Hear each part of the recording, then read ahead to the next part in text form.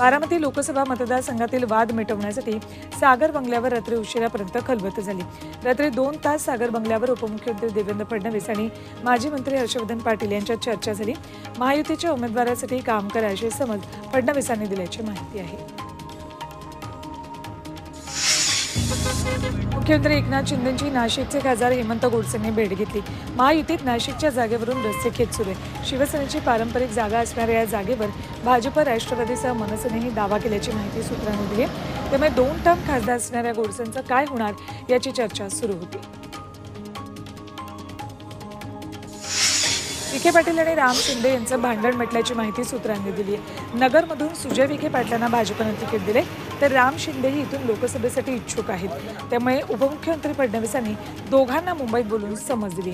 आता शिंदे सर्व मतभेद विसरून निवडणुकीत मदत करणार असल्याचे सूत्रांनी सांगितले। अमृत नोनी आर्थो प्लस, ये एक प्रूवन फॉर्मूला है। इसमें मौजूद नोनी फल के गुण और आयुर्वेदिक जड़ी बूटियां शरीर को जरूरी पोषक तत्व देने के साथ साथ हड्डियों और जोड़ों के घिसने, उनमें होने वाले सूजन और दर्द को रोकने में मदद करता है। दर्द मुक्त जीवन के लिए अमृत नोनी आर्थो प्लस। लोकसभेला सगळ्या जाती धर्माचे उमेदवार उभे करून त्यांची जिरवा असं सांगत मनोज जरांगेंनी पुन्हा सत्ताधाऱ्यांवर हल्लाबोल केला।